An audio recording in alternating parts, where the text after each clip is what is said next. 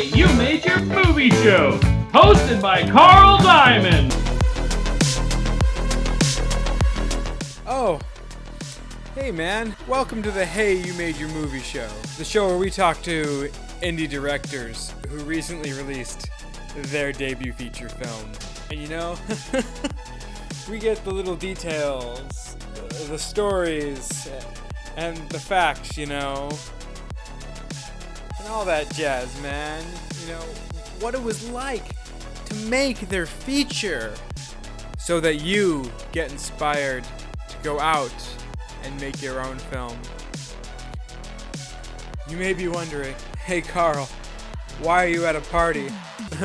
Why did you partake, man? Well, it all has to do with the theme of this episode's movie, which is cannabis. I had the opportunity to speak with Brandon Rhiness, a working screenwriter from Canada, who recently directed his debut feature, Hotbox. If you're an aspiring screenwriter who's looking for advice or guidance, this is the interview for you.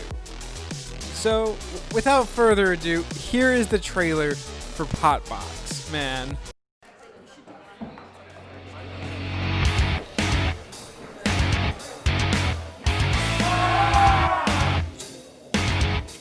What's the matter? It's marijuana. Are you like in a band or something? Fuck yeah! Well, don't tell anyone. I'm gonna ask Brooke to marry me. Are you sure you want to cross Brennan? I'm not a rat. But given the choice between 2 years in prison and ratting out a coke dealer, let's just say I value my freedom. You ladies want to go for a hoot? Sure. I'm an actress. No shit. Oh my god. You guys. What is it? I think it's a piece of bone. Maybe it's what's left of Tanya. Watch out for that serial killer, Thorn. I'm in trouble? Come to me when you're ready for help. I will save at least one soul here tonight, and I won't leave until I do. Sure. No, Barry! There might have been alcohol in that. What you got there? Shrimps. You want some? How can I not panic? 20 minutes after I smoke a joint, my boss messages everyone and says they're piss testing us in the morning? Can I have your pee? Do you recognize her?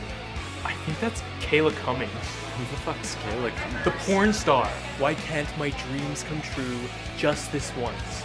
Who took my fucking bomb? They're dead! Dude, what the fuck? Are you rocking the car, man? What if we find Tanya's body down here? This is a party after all. Fight!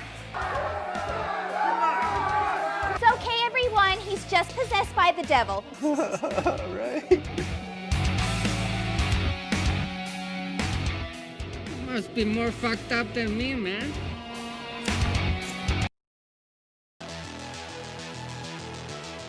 Brandon Rhiness. Hey, you made your movie. I did. It's called Hotbox, and I'm really happy to be on the show to talk about it. Thanks for having me. Thank you for coming on. It's my pleasure to have you. The first stoner comedy that we've actually done on the show. Oh, that's good. That's great. I think that's a pretty tried and true genre. Yeah, there's a bunch of them. It's just doesn't seem like there's enough, or there's a lot, right? I mean, there's Cheech and Chong, and there's some more modern ones, but there's not a whole lot of them compared to like horror movies or something. I mean, it's still, that's one of my reasons for doing it is like they don't make enough of these things, and I kind of want to put my own spin on it and do kind of the Canadian version of it. It is distinctly Canadian too. Being an American, I'm afraid we're very xenocentric sometimes. The pot culture is similar, but it's slightly different. Yeah, it's slightly different in that it's completely legal. Was it completely legal when you made the movie? I think that it worked out that the movie was shot like a couple weeks after it was legalized, or within a month. People always assumed we planned it like that, and it was like, no, it just somehow fell together that I remember, I think it was legalized in October of 2018, I think, and we shot in November, so it was right after. So you're out in Canada? Yeah, we're based in Edmonton, Alberta. Edmonton, Alberta. I'm trying to picture where that is. Because I've talked to a couple guys who are from Toronto. It's basically on the other side of the country from Toronto. We're in the prairies, so probably straight up from Montana is best description. We're home of West Edmonton Mall, and Wayne Gretzky played here when they won all the Stanley Cups back in the 80s. That's kind of what we're most known for, I think. Cool. And is there a big filmmaking community in over there? I wouldn't say it's big here in Edmonton. There is one. There's a lot of indie stuff going on. Calgary, another big city 3 hours to the south of us, they kind of get a lot more of the bigger projects. And of course, Vancouver gets everything. Edmonton, there's stuff going on here, but it's not huge, and it's always a struggle. But I like it here. There's a lot of talented people, so I'm going to stick around here for a while at least. Oh yeah, man, just go where there's less people, but as long as there's talented people, you'll be good because there's less competition, I would imagine. There is, and also this. Everyone's so willing to help. Like in Hotbox, that house that we shot in, that was owned by the city of Edmonton. And they let us use it for a month for like no cost, for free. What? Like, if I was in LA, we'd have to pay for $2 million to rent the damn place. There'd be no way unless you were a drug lord. Yeah. But here, I think people are just willing to help. It's not a huge business here, so people are just kind of excited about it. It's kind of a newer thing, and people are willing to just lend a hand and that kind of stuff. So I mean, you can shoot something a lot cheaper here than I could in Vancouver or Toronto or anywhere else. That's a beautiful house. Oh, it's amazing. Yeah, apparently the story I heard was that some guy was building it. He was about 90% finished, and then the city wanted to like rezone the area or something, so they bought the property from him, and he made a profit on whatever he built, so he just abandoned it. So it's almost finished, and you can kind of tell if you look at some of the stairs aren't finished. There's like wires hanging out. It's not quite finished, but it suited our needs. It had power, but there's no running water. That's why we had to have a porta potty for the casting crew. And if you look in some of the shots, you could see it sitting there because there was nowhere they could put it where it would not be in the shot. So we're like, let's just work it into the story. And then the very last shot, and the after credit sequence is the guy coming out of it. So you briefly mentioned that the reason you made this movie was because you felt there's a lack of stoner comedy, despite the huge popularity of them. What are other things that led to you making Hotbox? I kind of wanted to do another fairly cheap movie. We actually shot my feature. I actually shot before Hotbox, 6 months before. It just hasn't been released yet. It's like 99% finished in post-production now with just got tied up with a distributor and all this. But we actually shot that in one of the rooms, in Hotbox, the red room, that really long room that's red. Yeah, I was wondering what that was about. Yeah, it was this weird room we found, and we actually shot a whole movie that was basically like 90% in that room. It was like a young woman was locked in there, kidnapped and locked in there. So I kind of already knew about the location. And I wanted to do a movie that I could do basically really cheap. And in the original incarnation, Hotbox was only going to be in the car. The car was going to be outside at this party, and you'd hear this raging party happening off screen. And all the drama would happen in and around this car. But of course, as it kind of developed, I'm like, we could have a few scenes in the house now that I know we could rent this cool house. And then by the end, it ended up being mostly in the house and just some in the car. And by the time we shot, it was winter. And I was like, well, we can't shoot outside. It's too freaking cold. So we just moved the car into the garage. Luckily, they had this enormous garage that it would fit in. But yeah, it basically started as a way we could do a simple, cheap movie with very few actors. But as it began to snowball, it got bigger and bigger. Next thing you know, we had 58 speaking roles plus extras, and it kind of just took on a life of its own and became way bigger than I had intended. But the whole point was to make a simple movie that we could do cheaply. And we did it fairly cheaply, but it just turned out to be a lot bigger in scope than anyone thought at the beginning, I think. That's great. I mean, usually when movies run out of control, the movie's unwatchable, but your movie's very watchable. Yeah, I'm still, to this day, I'm amazed it happened. Honestly, like going back and knowing what I know, I don't even know if I would have like the courage to pull it off again, right? Because it's just so many things could have gone wrong. There's just so many moving pieces, and just somehow it's almost like we just fluked out and everything went perfectly. That was the best shoot I've ever been on. Usually there's some sort of mini catastrophe that happens, and here it's like everything was just like perfect. It was just like a dream come true that we were able to pull it off. We even finished a day early. So what made you want to direct this piece instead of selling it? Like from day one, I intended to direct this. Like a lot of my scripts, I kind of know as I'm writing. Some of them are like, this one's mine. Some it's like, this one I'm going to sell. Some it's kind of like, well, I'll try to sell it. And if it doesn't sell, maybe a few years down the road, I'll direct it. But Hotbox, there was never any question about it. I just would not have sold it, unless it was a massive amount of money. But you have a huge screenwriting background. One thing I want to talk about is writing comedy. A lot of it is you're just throwing stuff at the wall, and some stuff sticks and some stuff doesn't. What is your process for writing comedy? Yeah, writing comedy is interesting. I think I kind of have a knack for it. I love doing it. Most of the stuff I'd done up until Hotbox was horror or like close to horror. I never realized You know, I'd written a lot of comedy stuff before, but I just wasn't known for it. And even my dad, after he watched Hotbox of the premiere, he's like, I was surprised you're actually funny. There's kind of almost like a lot at stake. I mean, I was worried, like, what if I do this whole movie, you know, we have this premiere and the entire audience is silent the whole time. No one laughs. It's going to be excruciatingly painful. Because, I mean, comedy is very, you know, subjective, right? You know, one person thinks it's funny, the other doesn't. There's just, you know, different demographics and age groups. And, you know, it's like, we didn't know if it was going to work. So when I wrote it, I was like, I think this is pretty hilarious. And, you know, some people I was working with, they thought it was hilarious, but you never know. You know, so I wrote the first draft of the script, and then we had a bunch of people, some of them who were like on the Hotbox team. Other people were just other creative people from Edmonton whose opinions I trusted. We kind of all got together in my apartment and read through the script and kind of, you know, this is funny, this isn't. We added some jokes and that kind of thing. Try to punch it up, make it funnier. And even during the editing process, any joke that was not that funny, I'm just like, you know what, I'm going to toss it. If it's only like 70% funny, it's like, nah, it's got to be 90 or 100% funny. Even I think it was like 1 or 2 days before the premiere, and I was watching it, and I was like, man, some of those jokes I just don't quite think are working. And so I talked to Julie, my co-producer, and she was like, yeah, get rid of them.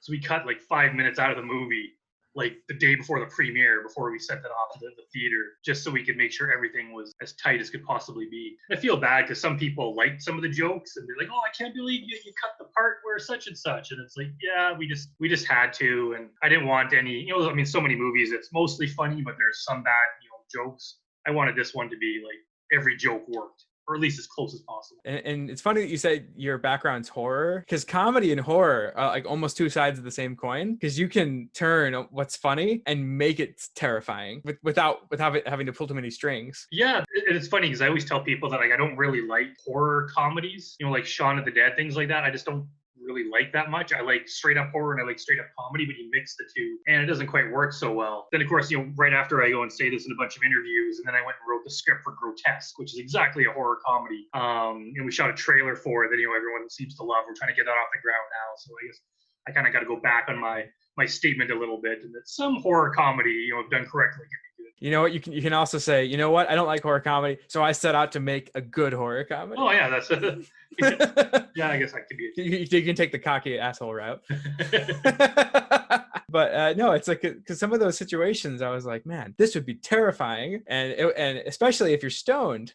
And the funniest thing to me though, what really was consistently funny throughout the movie were the missionaries. Yeah.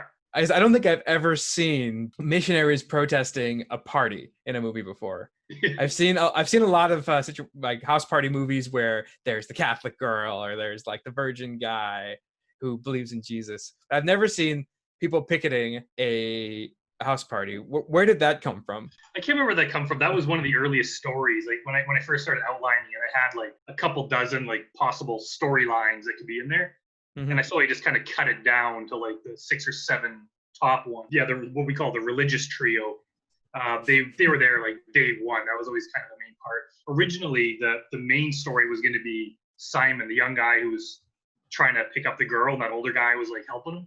Yeah. That was going to be like the backbone of the film. After several drafts, it kind of changed, and that was just kind of, you know, similar in scope to the other stories. But yeah, the religious trio, they have like the biggest arc, and they're my favorite characters, or a lot of favorite characters. Funny enough, I'm trying to get a pilot for that TV show of them. I actually wrote a pilot episode, a half-hour comedy, and I've showed it to a few people, and I think it's hilarious. But that'd be great. It takes place, of course, before the movie, because I don't want to ruin the ending, but they kind of get changed by the end of the movie. No, I think that'd be a great show. One other funny character, I don't know if this came out of like your imagination or if you knew someone like that, but the tough guy who wanted to start fights and was obsessed with kidneys. Yeah, that's Nathan. Yeah, he's played by Terrence Van Camp, who I worked with him on other stuff before, and that's so different than in real life. He's such a like cool guy, and so that was a total break from him. He had like video submission auditions where people sent in. We had a lot of good ones, but the second we saw Terrence doing that, I was like, oh my God, you were hired. You know, it's like play like super douche tough guy, right? That's exactly what he did. And it was yeah, he gets a lot of laughs too. And did you touch my kidneys, bro? Yeah, the kidney. I can't remember where that came from. I think I had him mention it like twice or something in the script. And when we did the punch-up session, someone recommended like, we should do more of that, where everything he says is about kidneys, and everything to him somehow relates to kidneys, which is the stupidest thing ever. But it's just kind of fun. But it seems like something exactly like an insecure guy would like do research on how to be really tough and like be really powerful in a fight. He'd be like, oh, just hit him in the kidneys. The kidneys are very vulnerable. Okay, obsess about that. And then the guy looking for piss the whole time. Oh yeah, Adam Keefe. Yeah, he's a hilarious actor. So one thing that I just thought of, since you said that the script started small and then grew, was that something where you thought you could get a smaller budget? You can only get a smaller budget, but then you got a larger budget, and so the script grew? Or was it one of those things where it's like, we have all these opportunities, can we get more money if this is the script we're going to do? No, it was never really a budget issue, because even like as we were going into production, we basically didn't even have enough money to finish it. So I was kind of worried. I was like, okay, it's looking kind of good, but this is very dicey. It's like, I think we have enough to pay everyone, but not, it was very close. Original plan was to shoot in September, and it wasn't quite together. And so I was kind of like, okay, we got to postpone it. And we actually had a couple of our producers backed out because they were like, yeah, it's not going to happen. And they thought, oh, wow. they thought postponing it was a sign of it falling apart. So finally I was like, you know what, like we have to do this no matter what. If we wait for the money, we'll be waiting forever. So I was like, you know what, let's just do it. So I was like, okay, come November 7th, like we're shooting this thing no matter what. And I stuck to my guns, and we did it. And it just, as we were shooting, people were kind of donating money, and, this things kind of came in, and we cut every possible corner we could. Like all the furniture in the house was donated by, some of it was by cast and crew. Drove around in a truck and picked up furniture, drove it out to the house. We also put an ad out on Facebook to like basically the whole city saying, if you have old furniture that you want to get rid of, give it to us and we'll use it in the movie and then throw it away. So we went around and picked up all these couches and furniture, put them in the movie, and when the movie was done, we drove them out to the dump or to Goodwill or whatever. And just, we needed beer cans and beer bottles everywhere, so we just asked everyone, like, bring in your empties, recycling. So people brought in beer cans and bottles, and pretty much everything you see was donated by someone. With the beds and everything was just given to us. The car, I wanted a really cool car, but I didn't know if we could find one. So last resort was going to be, we'll use a crew member's car. But luckily we have a really cool guy here in Edmonton named Steve Sang, who's he's like a kind of a bigger casting director. He saw an ad I put out on Facebook looking for a car, and he's like, he's a car enthusiast, and he's like, I got this car here. He sends me a picture, and I was like, sweet, it's 1970s station wagon. And so he let us drive it out there and park it in the garage for a month. And so basically we got pretty much everything we needed for next to nothing. And for food, we just had people like, very economically, they get stuff from Costco and make homemade soup and stew and anything we could, just to, not have to spend a ton of money on food. So everyone was just great of coming together. So we were able to do it on like a shockingly low budget. That's beautiful. And yeah, it was never a concern as I was writing it, like you asked. It was pure creativity as we were writing, and the story just kind of expanded on its own. Coming from LA, I mean, I when I was in film school, or not film school, I went to business school, and then I hung out with the film people. But it was always about asking for things. Okay, can you donate this? Can you donate that? And then I come to LA, and everything has a price tag. Yeah. So it's wonderful for me to hear that you just ask for things, and people are like, oh yeah, sure, we'll help you out. That's something, if you're an indie filmmaker, or you want to shoot your first feature and you're watching this right now, it never hurts to ask for things. It never hurts to use old things, to go, to go looking through the trash. We got a house, a car, and a furniture at no cost. It's insane. It's and it's not like you got crap either. You got good stuff. Yeah. And people like I find, at least here, in a lot of LA, maybe not, but like most places, people are willing to help because it's movies are a cool thing, right? Mm-hmm. If they're like, hey, that's my lamp in the movie, even that's kind of cool. So people are willing to, it doesn't really cost them much. They're willing to just help out and do that kind of stuff. They either name the credits, they get to be a little part of it, and it's kind of like the worst thing they can do is say no. But if you have access to social media, it can't hurt. Like, hey, everyone, we're shooting a movie next week, and we need something. Even the guy who's like ratting out the drug dealer, and he has a huge tape recorder. I put that in the script, and I was like, man, where are we gonna find that? It's like, I don't even know if we could find one at a pawn shop. So we just asked around, and we found out that our caterer, she's like, oh, I got one of those at home. Like, oh, really? Sweet. So we got exactly what we needed, just asking around. So so what was your budget at the end of the day? I kind of like, it's almost embarrassing, but basically for what we actually spent was like $15,000. That's great. Yeah, that's great. Yeah, we had pretty much all the actors were volunteer. I'm forever grateful to them for that. Core crew was paid, obviously. I worked for free. A lot of our producers did, because it was just a matter of, we could try to raise the money, but odds are the movie still would not have been made at this point. We'd probably still be raising money. So it was kind of worth it. A lot of those young actors, some of them was their first feature, some of them was their first anything. So right off the bat, they got their first acting gig in a feature-length movie, that's been very well received, and so that was worth it for them. So yeah, we were able to make it for very, very low price. That's $15,000, and it doesn't look bad. No, it's great. It's a huge story with interconnecting, sub stories in it, and it's in a huge house, and you have a huge crowd of people in it, and that's wild. Yeah, I can't believe what we did with what we had. Like Sam Reed, our director of photography, is just amazing. Like, the look of the film, that's all him. But he's just fast. We had a very tight schedule, and it's like we don't have the time for a lot of takes, and a lot of the actors just knew their lines, and there was so many times we just did it in one take, right? We'll do it in one take. If we need to do it again, we will. If we don't, that's it. And we'd have some actors, some of the guys, that played little smaller roles. They drive up from Calgary. It's like a 3-hour drive. They get there. It's like, all right, get in makeup, get in the chair, one take, gone. The whole thing's like half an hour, and they're like, what, that's it? And it's like, well, do it again if you want. But we were just like so on the ball that we were like ready to go, and we're like setting up for one shot while we're doing another one. Grace Kinley, our first AD, I don't know how she did it, but just trying to work out like 58 different actors, and of course some of them have day jobs, some of them are still in school, so just trying to work it out. It's like, okay, well, these two actors have a scene together, but this person can only do weekends and this person can only do nights. So we have to work that out. But then they have a scene with another person who can only do Mondays. So we had to just work things around. And a few times we'd have to, okay, well, this character cannot work Mondays, so we're going to have to replace them with someone else in the scene. And it's like, okay, so we had to do that. There's so much juggling around to make it work. And it's funny if you go back and look at the original script, and it's kind of like, oh, I remember what it was supposed to be like. It ended up kind of changing for the better. There was nothing really that went wrong. It was just like so perfectly executed. Oh, that's a shame, because the next question is, what went wrong? Any fun stories on set? What went wrong? We did. It was funny. I guess I don't know if it's just typical Alberta weather, but the whole movie takes place in one night. We went through such like a variety of weather. There's sometimes there was like warm out and the snow was melting, and then there's other times there was freezing cold, and there was one day where it was like a blizzard. And so you'll see there's a couple scenes where the people are outside smoking a joint, and there's just like blowing snow everywhere, and it's kind of like, well, you really probably wouldn't be outside in a blizzard smoking a joint, but we had to do it for the story, so we did it. And there's other scenes you'll notice there's like all of a sudden no snow on the front porch when there was before. And so yeah, there was issues like that. One of our actors drove into the ditch, slid off the road on the ice into the ditch on the way out there. We had to send people drag her out of the ditch. So there was issues with that. And so yeah, like weather-wise, it was a problem. We had a problem with I can't remember if it was a smoke alarm. I think it was a security alarm.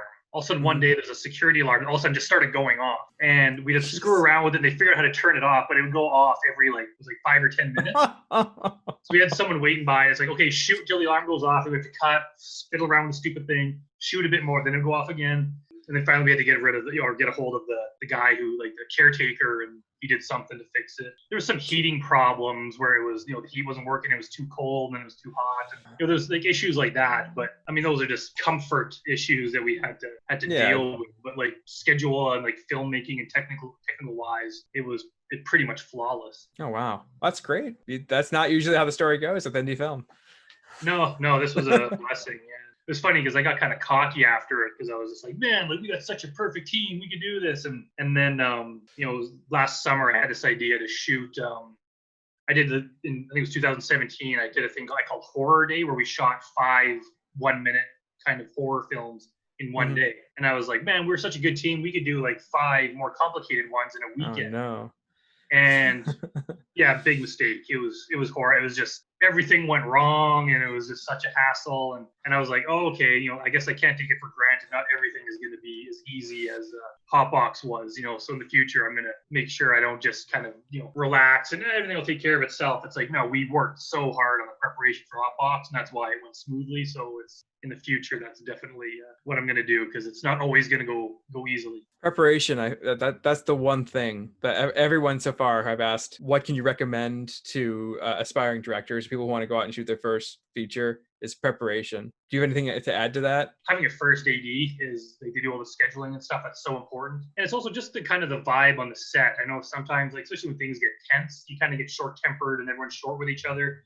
That almost kind of works against you, and then people start kind of feeling bad, and then it kind of makes it worse. Like on Hotbox, everyone was friendly. Everyone, even when it got a little bit tense, it was like everyone was still just working together and being friendly, and that just made things go smoothly. And as the director, you kind of set the, I don't know what the word is, like the stage for that, where it's like, you know, lead by example, and it's like everything. It's like if you start freaking out and getting all tense, all of a sudden that spreads throughout everyone. Whereas if you're always just like, all right, guys, let's go, and you're all happy, and you know, try to be kind of chill as possible, but still getting it done, and then things just go really well. And you know, I'd made a whole bunch of short films, so I'd kind of learned like the best people to work with, and who was good to work with, who was not. So I kind of like had a very good team by the time we did that. So I think pretty much everyone we'd worked together before. So there was no kind of getting used to like, you know, workflow or getting used to each other's styles. It was like, it's like we've worked together before. We're just doing instead of a 10-minute project, it's an hour and a half long project. So we were just prepared there. But yeah, we just had everything planned out. But even like I had my shot list ready to go. But some of the days it's like, you know what, like we're kind of getting behind schedule. And Grace, the first AD, she'd say, she's like, I know you have 8 shots planned for this scene, but I think you could do it in like 3. And I'm like, oh my God. I'm like, maybe. She's like, even 2 would be even better.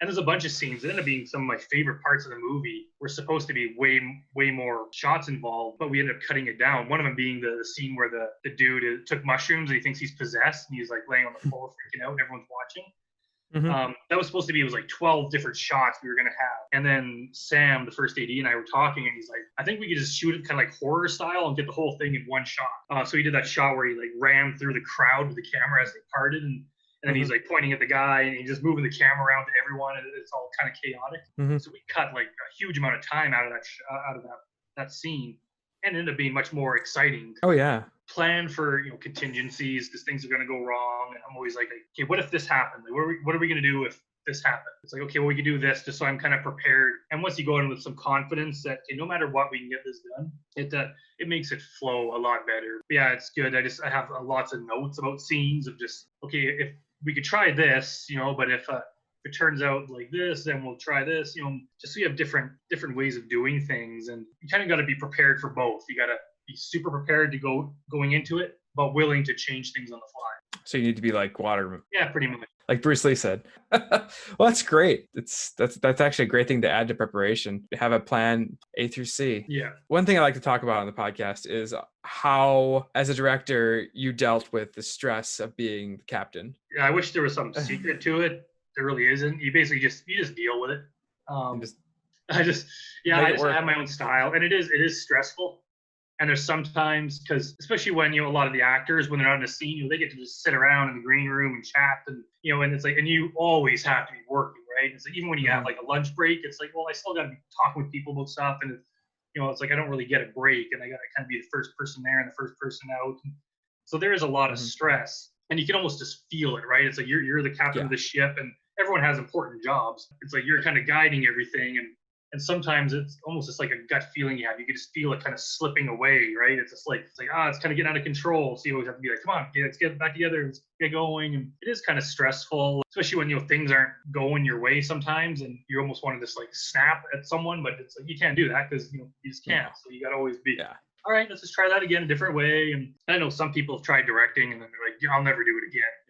I even think that sometimes. I'm like, man, if I could just be a writer, I could just sit at home in my house in front of my computer and not have to worry about this. But it always comes back. And then once I'm there, it's like, it is kind of fun. As long as you're always having a good time, even if it's stressful, as long as you think in the back of your mind, it's like, you know, we're making movies. This is pretty much the funnest job there is. So, you know, we're not running into burning buildings or fighting in a war. It's like the stress that we feel is really not that bad compared to other jobs. So it's, as long as you don't let it get out of control, right? It's just something you got to get used to. And, you know, when I kind of first started directing what I consider for real, like I kind of did dabble in a bit when I was younger, but when I started doing it for real, like 5 years ago, you know, the first few things, I was so like nervous going into it. And as each project passed and I got more and more experience, it kind of, you know, went away for the most part. Whereas now it's like, I'm confident I can do it. Even if I'm not as prepared as I want to, I know that I can just show up on set and we'll figure it out. We got a good team. Yep. We'll figure it out. And so it's like that confidence builds over time, but it just takes experience, right? There's no. You can't teach it. You have to.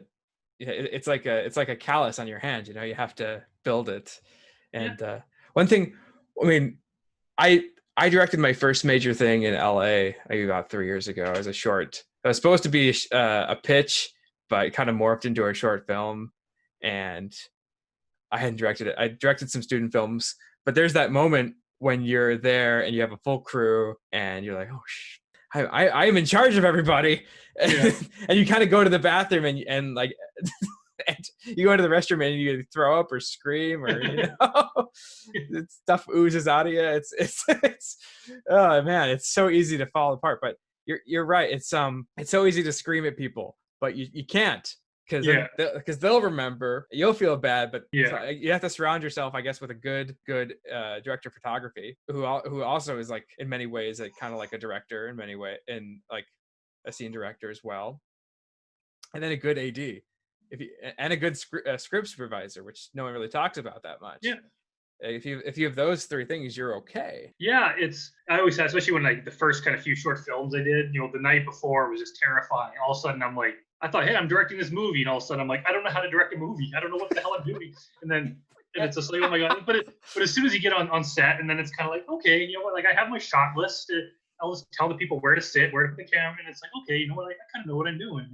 And yeah, like director of photography, like they're so integral to it. And there's a lot of times where, especially if you know something happens and we can't shoot exactly where we wanted or it didn't work out the way I wanted, you could just ask them, be like, what do you think for the scene? And they'll say, like, what if we set the camera up here and do it like this? Okay, good idea. You know, so it's not like everything's riding on you. So there's other people there willing to help out with problems, you know, because things arise. So yeah, you kind of are captain of the ship and you kind of make all the ultimate decisions. But yeah, there's always, especially when you're new at it, yeah, there's always going to be that moment of like, oh my God, once it hits you, the kind of responsibility you have. But you'll get through that with practice.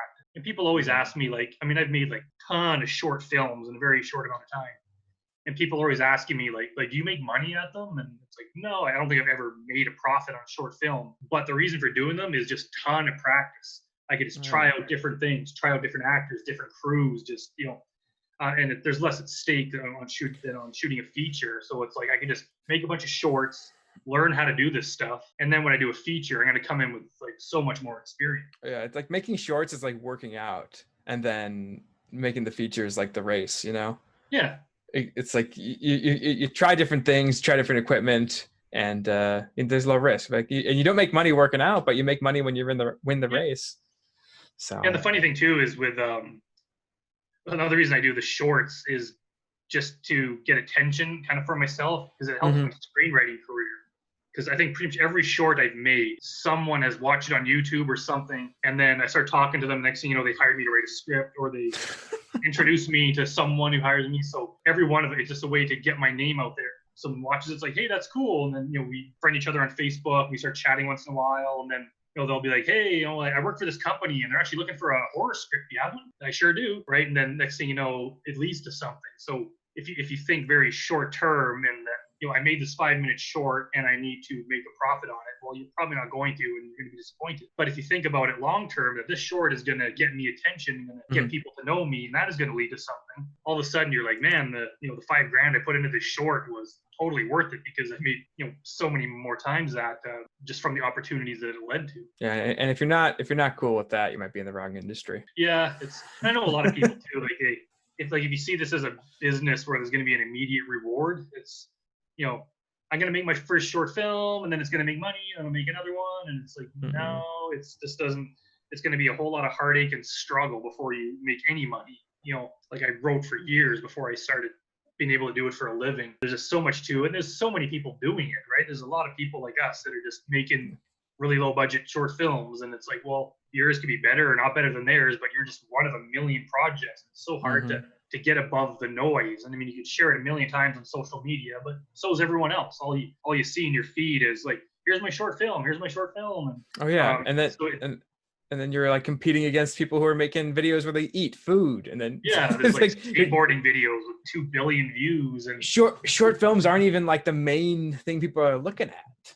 Yeah, It's like you might get into festivals, but so it's you have to do it for the love of it. And I think a lot of people, they just see the glamour side of it, and it's like, you know what, like you're living in a small town and you're making a short film, like you're probably not going to be, you know, mixing with the Hollywood elite anytime soon. But no, if that's your goal, you're probably in the wrong business, right? You got to be doing it because you love it, and I think a lot of filmmakers are, right? It's just pull something together, Yeah. and it's rewarding and worthwhile just to be like, hey man, I made this thing. We put a ton of work into it, and here it is. It's finished. And you know, even Hotbox, we had a big premiere, and it was like, you know, huge theater, like 500 people, and it was like almost full. We were very pleased. Everyone loved it, and you were kind of on a big high there for a bit. We even did a second screening because everyone liked it so much, and that's great. And it was even if that, it was like, man, it was worth that just to be able to be like, hey man, I'm the guy that made that thing. So that's what you kind of should be going for. But if you just see dollar signs, you're probably not going to last, because it's going to be more work than you anticipated. And it's thankless work. Yes. no one. I mean, you might get some actors who appreciate you putting them in, but some people, it's just like, I'm moving on to the next project. And yeah, that's the thing too. I mean, like some people, they're, you know, they are hired guns, right? It's just this is what they do for their job. So you hire them to, you know, work on your movie, and it's over and finished. And you know, you pour your heart and soul into a project, and then, you know, you put a trailer up on YouTube, and then people are like, hey, this sucks. Well, it's like, screw you. It's like, man, we worked friggin' hard on this, and like you get to sit on your couch and, you know, watch something and judge it. You know, it's just like, oh yeah. That's why I don't talk about if it's good. Like, I don't say if I liked or didn't like a film on this show, because it's like, what good is that gonna do? Yeah. You know, it's like, I think, what was it? Paul Thomas Anderson was saying that we don't say whether a movie's good or bad, because if you say it's bad, the guy will never work again, and who knows? Yeah. Everyone learns, everyone gets better, you know. Yeah. Even some established directors make crappy movies, you know. Sometimes it works, sometimes it doesn't. And Paul Anderson, Paul W.S. Anderson, was the guy who made all the Resident Evil movies. Mm-hmm. Come on. Yeah. He made 5 of those movies. Yeah, it's just after I been doing this for a few years now, I just have a new appreciation for just anyone that can get a movie finished. It's like, even if it kind of sucks, well, it's just like, I have a hard time bashing it, because it's like, well, I didn't like it, but so you still made it. It was still hard to do, right?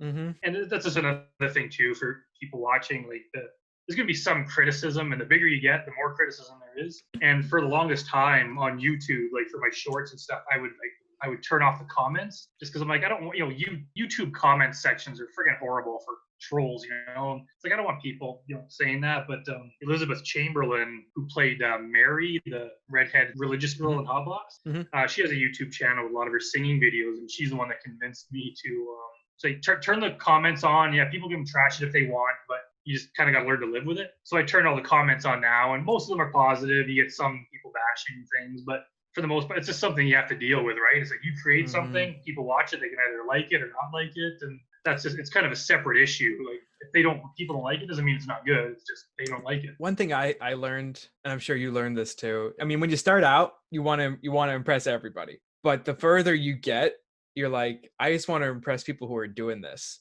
Yeah, I want to impress my peers, and your peers aren't the people who are talking shit on YouTube. Your peers are working; they're making something. They don't have time to comment. So yeah, I like, and at the end of the day, as long as I'm satisfied with it, it's like, this is what I set out to make. You know, it's the best possible. It's that's really the only thing that's going to make it ultimately satisfying. I mean, obviously, I want lots of people to watch it, and I want, of course, fans of the things to like it, but can't make people like things all the time. And it's like, you know, some troll on YouTube thinks I'm trying to cater to him specifically to make something he'll like. You know, too friggin' bad, buddy. You know, it doesn't work like that. It's like, really, your opinion doesn't matter. It's not of any consequence. You know, there's even some things I'm working on, I'm just like, man, I bet you a lot of people are gonna hate this. You know, it's kind of like the bigger chance you take and make something different. It's like, a lot of people are going to hate this just because of what it is, but some people will like it, and it's just kind of like what it is. And you got to just learn to develop a thick skin. And I mean, I work on so many things, and I write so many scripts that it's, you know, by the time something's out, I'm already like 3 or 4 projects ahead of that. So it's kind of like, you know, Hotbox is, you know, it's thing of the past. You know, it is what it is, and I'm on to the next one. And exactly. Don't treat your stuff like it's. I mean, don't have your stuff isn't precious. If you think everything's precious, you'll only make one thing, and it'll take you years. Yeah, yeah. It's and I've heard just like kind of screenwriting advice. I've heard something along the lines of, don't be the person with one script. It's just like a script God. you've been tinkering around with since 2013. It's like I was that guy for a I'm- long time.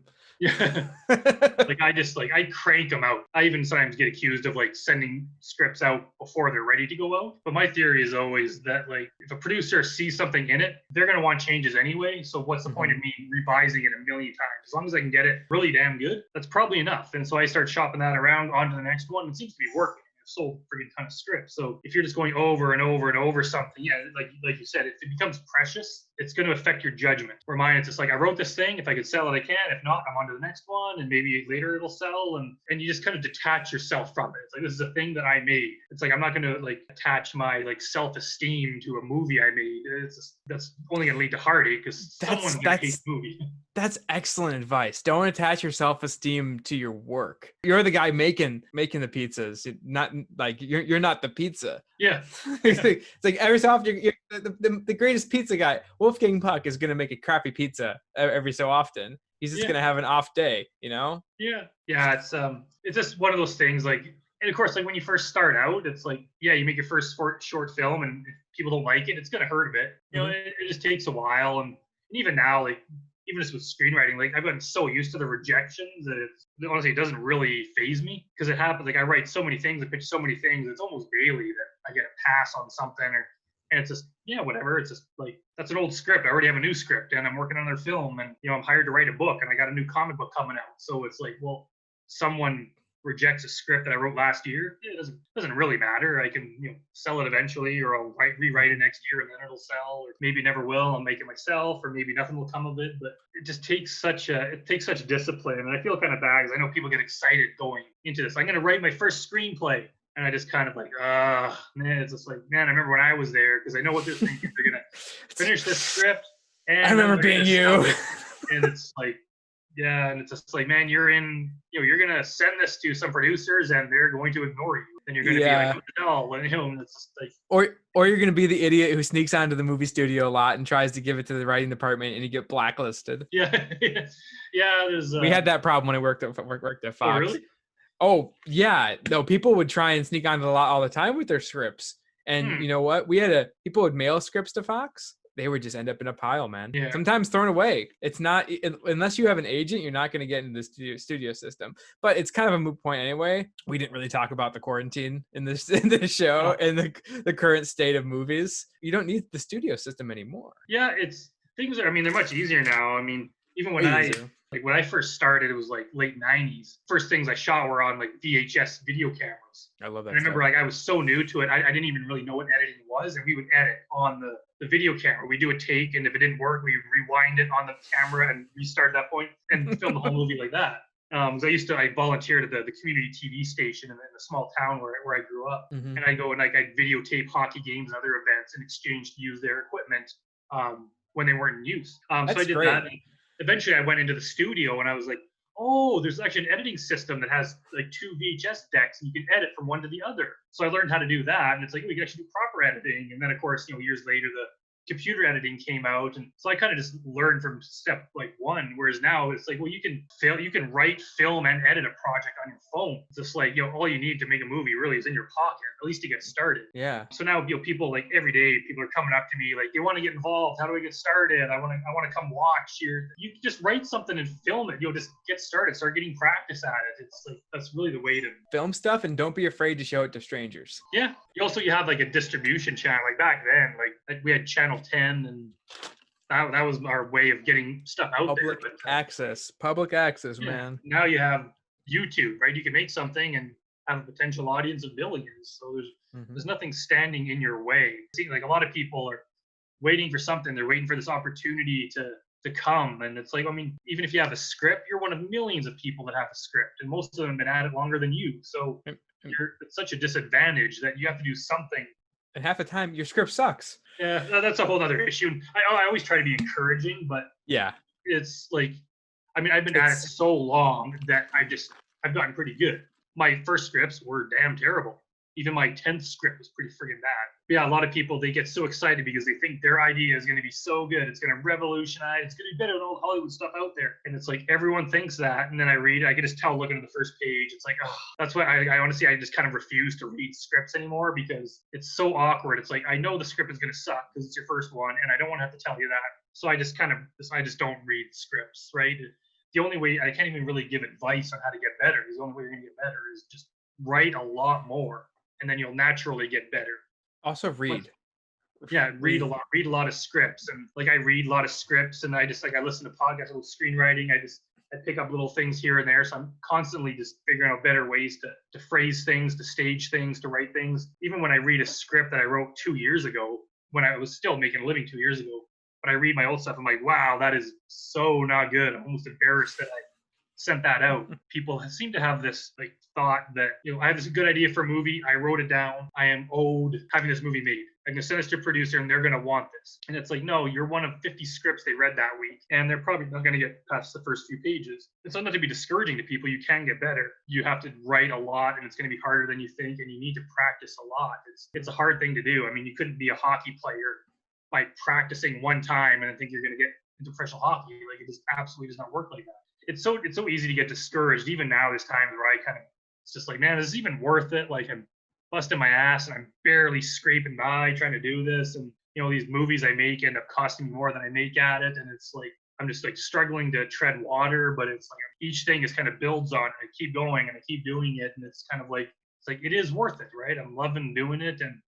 But it's just like, there's never going to be a day where I'm not going to be trying to get better or learn how to do something more efficiently or in a better way or become better at my job because I have to. Constantly be doing stuff. You never know what's going to build on top of the next thing that leads to the next opportunity, that leads to the next skill, the next thing. And remember, there's always someone who's higher, who's more advanced than you and has been doing it longer and is better than you. And there's always someone worse than you. Yeah. And it's a lot of it is attitude. Like I know a lot of where I've gotten is just extremely positive attitude, especially in rejection. There are people that when their script gets rejected, they respond, F you, and it's like, man, like that. Do it. It's just like, how can you possibly do that? Where I'm just like, thanks a lot. And like, no matter how mean they are about it, just like I'm always grateful and always smile on my face. And just all of a sudden you become super easy to work with. If you're hard to work with, people are going to work with you.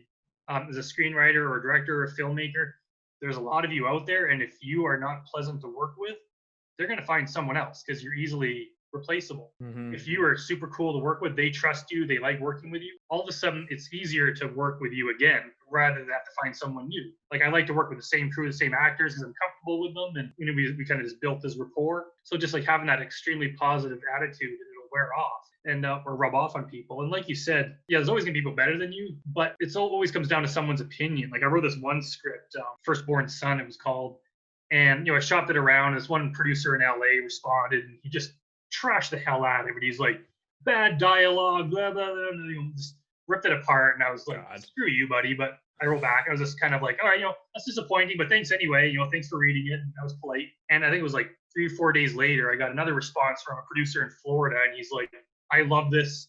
He's like, it's great. And he optioned it. And it's, in the works now to be made. There we go. So it's like, well, who was right?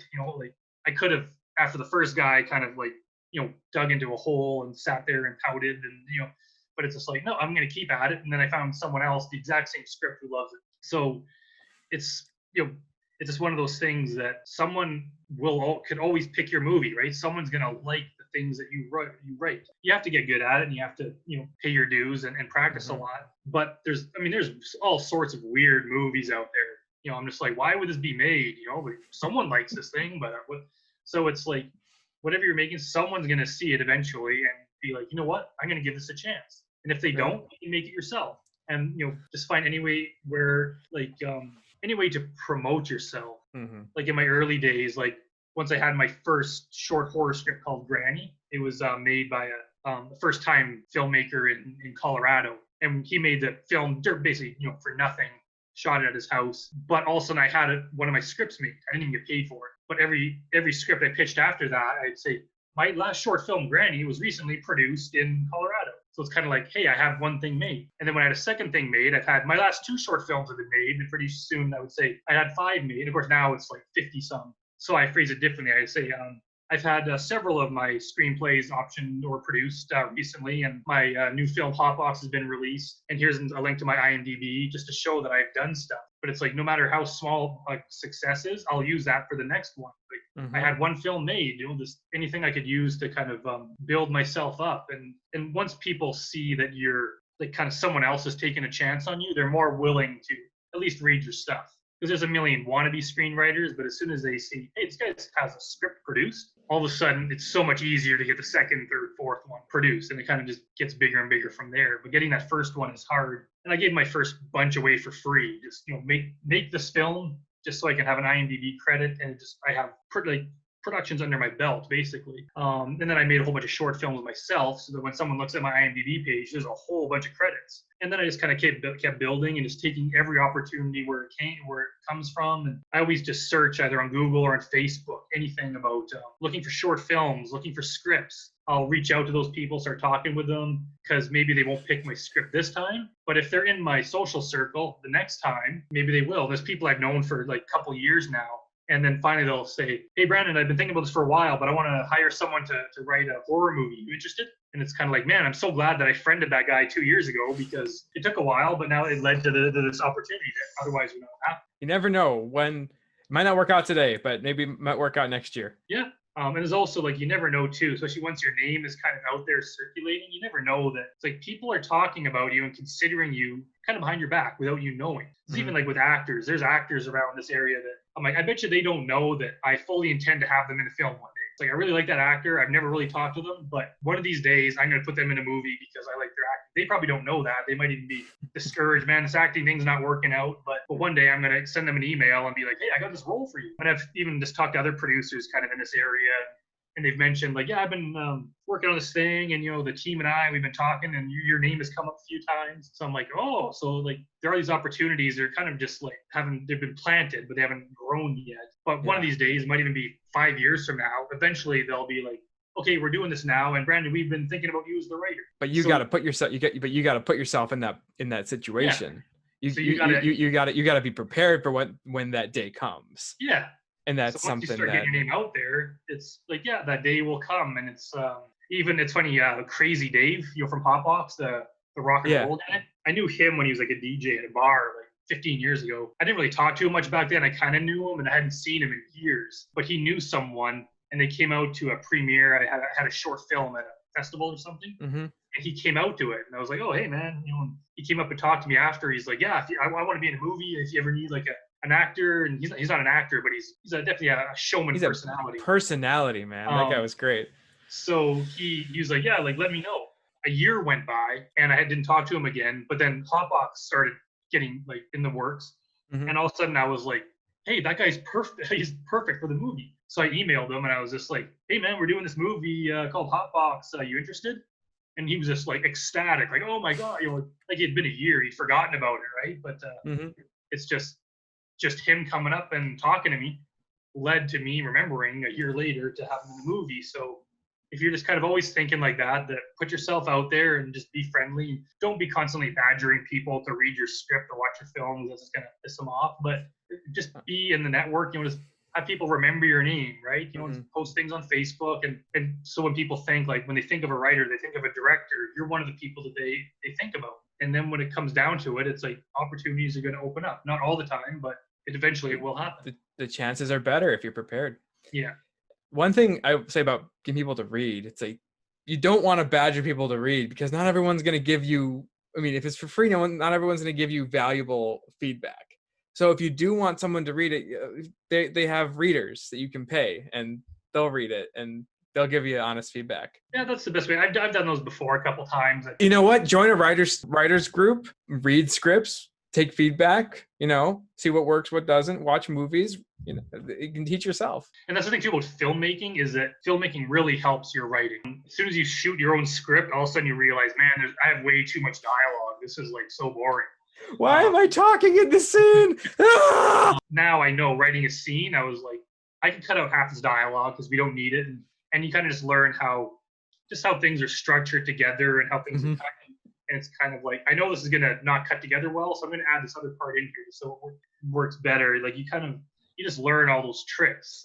So the next script you send out to producers, it's just going to be that much better.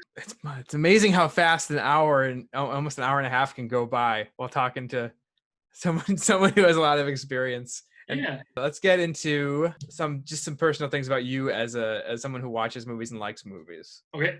All right. So for you, what is the greatest movie of all time? It's hard. It kind of changes. My default answer, I guess, would be The Godfather. I just like That's that a good movie one. a lot. There's a bunch of other movies that are kind of like tied. Heat is another one that would be. Heat's so good. Right That's there. mine. Yeah, there's a bunch, and I mean I like so many different kinds of movies, but Aliens would be right up there. So good. What should we watch after we watched Hotbox? Really thought hard about it. I'm gonna have to recommend The Toxic Avenger, which I watched. Oh, I love that movie. I know I love movies that it's like they have like balls basically, right? It's just like it's so ridiculous. The acting's like so over the top, but it's like no, someone is like, you know what, this is so stupid, but we're making it. We're gonna put our heart and soul into it. And it's kind of, they've been talking about doing like a bigger budget remake of it. And it's like, I don't know if they're going to be able to recapture that feeling. The problem with a lot of newer movies, it's almost like the skill level has gotten too good. It's like things are just too slick. They look too good. And it's like, it can't look super polished. It has to look like the Texas Chainsaw Massacre. Like if someone gave me $20 million to remake Hotbox, I can guarantee it wouldn't be as good. You just make 20 more movies. Yeah, that's what I'm thinking. It's almost like, the money is kind of like a curse. Like a lot of my favorite movies were done on very low budgets because it's like you just see the heart in them, right? It's something different. As soon as you have a big budget, well, now you need a bigger star, and now it's like now you got to appeal to a bigger audience to make the money back. So you got to round out the edges, and you can't take a lot of chances. You have to have the happy ending instead of the the tragic ending that you wanted, and you got to compromise so many things. And going back to Toxic Avenger, Lloyd Kaufman's the reason most of those movies that come out of Trauma are so great. But it's one of those things. It's like you had to shoot on 16mm film. You had to shoot on 35mm film, and digital kind of takes away some of the charm that those film movies had. Toxic Avenger is a great thing to recommend too for watching after Hotbox. Where can we watch Hotbox online? It's available on Amazon Prime and I believe Apple TV. It might be on some other platforms. I can't remember, but I'm pretty sure it's definitely on those two. Amazon's probably the easiest one to find it on. That's what I watched it on. The trailer's on YouTube, along with my other films. If you go to the Higher Universe, that's my company, Higher Universe, the YouTube channel, you'll find I have like a whole lot of short films and trailers for movies I'm trying to get off the ground, and some animated things I made, and all sorts of different stuff. So you can check that out. But if you like Hotbox, or even if you don't like it, you can go to IMDb and leave a rating and all that kind of stuff, because just anything that helps me promote it would be great. And if anyone watches it, actually right now the distributor they're doing some new campaign, and they're looking for videos of people. Do a video of yourself talking about what you liked about the movie, and they're going to edit into some sort of promotional thing. So if anyone wants to do that within the next, you can reach out to me at my email, which is just info@thehigheruniverse.com. And you might get your face seen in the promo video if you want to. So outside of the Higher Universe, is there anywhere else online we can find you, Brandon? Yeah, I'm on Facebook and Twitter. Higher Universe has its own Facebook page, and a lot of the Hotbox has its own Facebook page. A lot of my projects do. So you can just, if you search my name, I'm on Instagram and Twitter and Facebook and LinkedIn, so you can find me fairly easily. And feel free to reach out and discuss anything or advice or whatever that would be great. Oh, that's great. It'd be a great resource. You're going to get a flood of people asking you for stuff. So I hope this pandemic hasn't slowed you down. What's next on the docket for you creatively? It's funny enough, I've actually been writing like crazy. I think I've gotten more, I've been hired for more screenwriting jobs since the pandemic started than I have my whole life combined. I don't know what the reason is. I think people are just getting ready to gear up once it ends. So they need things written. But I've been writing nonstop. All work for hire jobs, because I got to make a living. So I'm kind of missing writing my own stuff. But I actually had a meeting with another producer from the area the other day. And he's like, we should do a feature. He's willing to put some money into it. I come up with half the money. He'll come up with half the money. We plan to shoot in October. So this is the first time I've kind of committed to a project before we even know what the concept is. We just That's agreed, okay, cool. we're doing a horror movie in October and we're bringing people on board. And they're like, do you have a script? And I was like, no, I don't even know what it's about yet. I have to think of something and write it. But so I kind of came up just last night with a concept and I'm starting to work on the outline, but it's going to be pretty cool. So I feel good because I haven't shot anything. And we shot a pilot that ended like a few days before lockdown happened. So we lucked out with that, but I haven't shot anything since. So I'm kind of eager to get back into that. And I have some new comic books that'll hopefully be coming out soon. Yeah, if you want to look up, anyone wants to look up Higher Universe Comics, we have a whole bunch of comic books and graphic novels that I've made. Sweet. And, Support indie comics. Yeah. Chainsaw Reindeer is my newest one. It was published. Chainsaw Reindeer. It was published by Action Lab Comics, and that's probably my most successful comic that's got the most attention. So you can, With a name like that, it's awesome. yeah, it's kind of it's divided a lot of people. A lot of people hate it. A lot of people love it. So it goes from people trashing it to other people saying it's the greatest comic they've ever read. I think once you read it, you'll pick one side or the other and be like, yeah, okay, I see what they mean.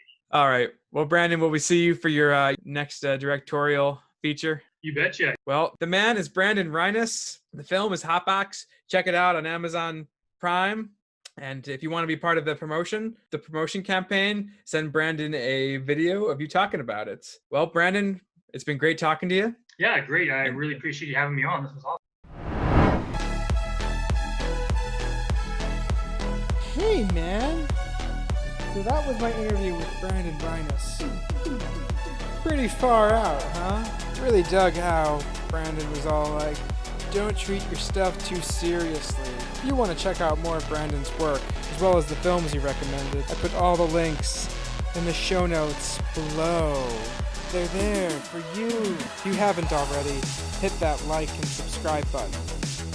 When you support us, you're supporting filmmakers like yourself. And what's better than that, man? Speaking of filmmakers, have you recently released a feature or a short? Or maybe you're looking to raise money for your Kickstarter campaign?